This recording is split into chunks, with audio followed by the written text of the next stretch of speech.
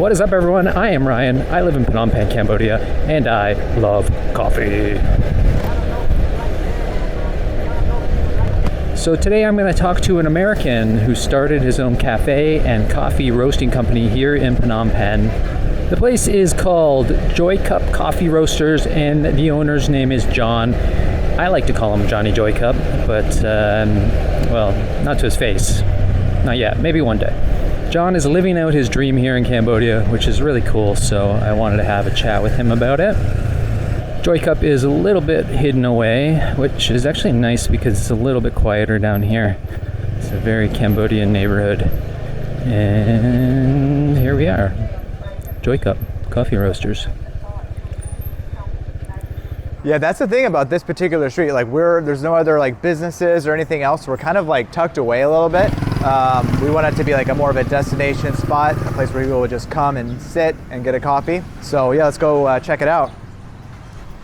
So we live here. We rented this house. There was this blue gate. We put that in to block off the coffee shop from our house, and it's awesome. Like, it was sitting abandoned actually for 2 or 3 years, and the owner didn't want to rent it out to anyone. And the owner basically gave us a really good deal on it. When we rented this house, we weren't really thinking of a coffee shop. So now we have like a little outdoor area, a little slide for the kids. So families come, they can, enjoy coffee out here, and also their kids can play a little bit. We found that to be something that we really wanted for this coffee shop. I have a family and I have 3 boys. And so when we go somewhere, we want to like go to a place that our boys can still have fun too, or we can sit, relax, they can hang out. So me and my family, we've been here in Cambodia for just about 6 years. I'm from America, Arizona in particular. What brought us originally is we're missionaries. And so my friend asked me and my wife, it's like, hey, I'm going to Cambodia. Would you guys like to join me? And we're like, okay, yeah. First, it was a little bit difficult moving here. You're dealing with all different culture, different language. Everything is so different and unique. But yeah, right now we love it. Love being here. The people are incredible. When we first moved to Cambodia, we thought, it'd be fun to do a coffee shop because maybe it's doable here. But it was one of those dreams you kind of just put aside.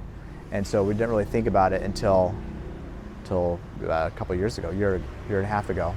So the process of turning it into a business, is that a difficult process here? Yeah, it wasn't too bad, not as difficult as I thought. We asked permission from our landlord first. She's like, oh yeah, no problem, you can do whatever you want. We're like, okay, that's great. So then we turned, it used to be our old dining room kitchen, we turned that into the cafe. Me and my wife kind of did a lot of it together. My wife, I really should give her most of the credit though, because she came up with, she found a place to get these tiles. We bought them from a company in Siem Reap. She actually wrote the Joycup on there. We kind of did it together, but she really carried more of the weight of designing it. So yeah, this stairs wasn't here. This used to be just a wall right here. Yeah, added these stairs to walk up into the cafe. And then we opened up this space right here, actually, this archway, just to like give everything more of an open feel as well. So this used to have tile like all over the walls and on the floor, so we took out all the tile. We just did a cement flooring, and then we painted the walls and refinished everything over here. The tables, last time I was here, I asked you about them. We used plastic, so they like take the plastic, I don't know what they do exactly, but they smash it all together and they turn them into tables, which is pretty cool. Coffee's always been a passion of mine for, I guess, the last maybe 10 or 15 years. Even back in the States, we would go to like different unique coffee shops, specialty coffee, and just try out different beans and stuff. In the States, I would build a couple small coffee roasters just to try to like roast at home because I was really interested in the roasting process. Here's kind of a mess in here, but here's the old roaster I tried to build. Yeah, I was trying to build an air roaster. They have a heating element in here, and then I have like air blowing through here, but it was an epic fail, and that didn't really go anywhere. The roasters I built were okay, but I couldn't really get the flavor I wanted to out of the beans. So now that we have this coffee shop, having a roaster here it's actually a dream come true. It's so fun. I love it. Love trying new flavors, roasting coffee. It's been really a dream come true. So today we're gonna roast an Ethiopian. This one's a really fun one to roast. It's fermented. We actually buy them from a company in Bangkok, and they have all these green beans that get shipped to them from around the world.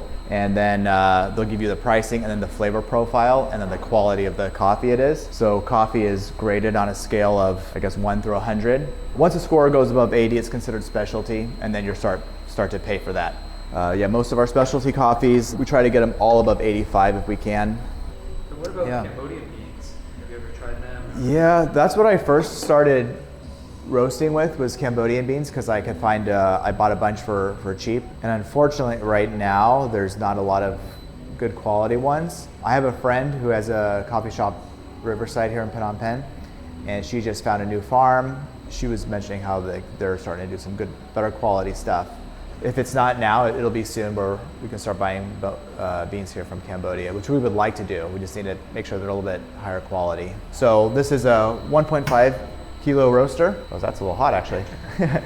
I usually roast 1 kg on it, but with the specialty coffee, certain ones, especially the one I'm gonna roast now, I'm gonna do 500. We drop the beans in here, and then we open this lever. Beans fall into the roaster right here. It's got a barrel that just turns around and around and mixes the beans all up. Inside this, there's a heat source. So throughout the roast, we'll be adjusting the heat, the fan speed, and all of that. I use some software to help me to make sure that I'm roasting consistently. I think that's something that we really want to do well here, is consistency. I have a bunch of different profiles for different beans depending on which bean I'm using. And so what I'm going to try to do is I'm going to try to copy this profile. Here we go. Just drop this in real quick.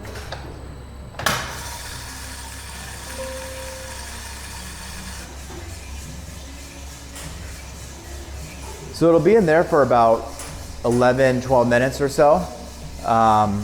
Yeah, right now the temperature is going down. We dropped the temperature at about a little higher than I normally do, but it's okay.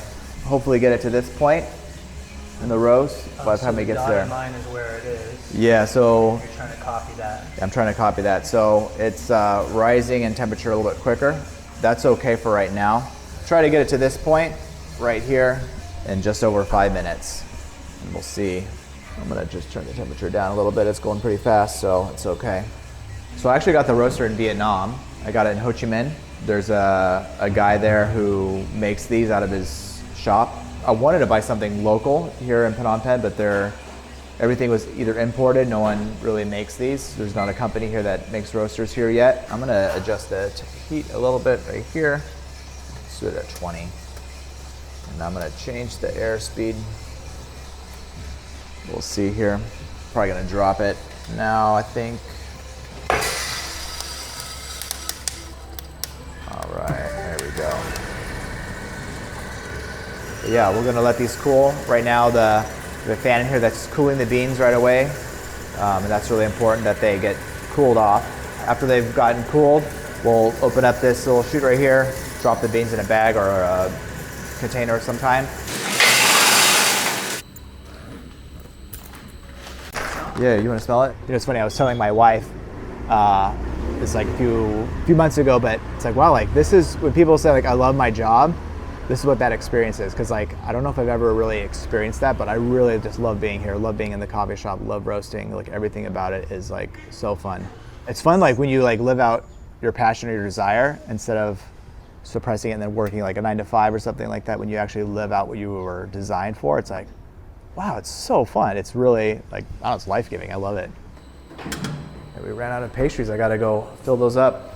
My wife makes the scones. We usually have cinnamon rolls. She'll make those as well. The croissants, we buy them from another company here, local company here. So do you think you'd be able to do something like this in America?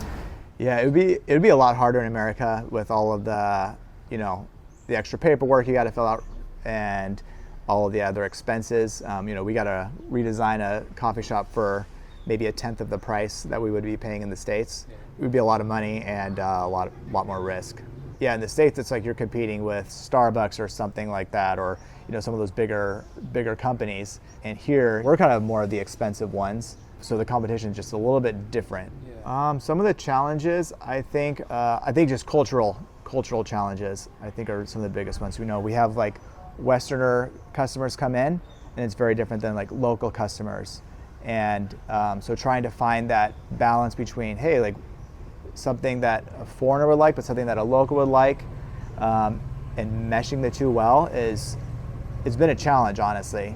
One that we sell all the time is lattes. Iced lattes, probably the number one. What I would really like is if we could really start creating more of a culture of enjoying just coffee for the way it is without having to add the extra milk, the extra sugar. If we can get it to a place where people would come and just, I just want to enjoy coffee for just coffee. Yeah, we have two different coffees right here. This Ethiopia coffee was fermented a little bit, and in that process, it kind of made some of those other unique flavors and characteristics come out. Lighter, fruity, kind of bubblegum grape. Very smooth, very easy to drink coffee. Yeah, dude, get the bubblegum. Yeah. It's subtle. And then we have the Honduras. This is the kind of more of a whiskey, darker flavor. Cheers. So the Honduras one was aged in a whiskey barrel. And you smell it immediately. Yeah, it kind of gives it that type of flavoring. What's your favorite way to brew coffee? I actually like cold brew. I like cold brew, or I do espresso. I'm assuming there's coffee in this? Yeah. How many are you drinking a day? Oh man, too many right now. This thing has always got coffee in it. I'm drinking it throughout the day. I don't even know. I try not to have more than 5 coffees a day.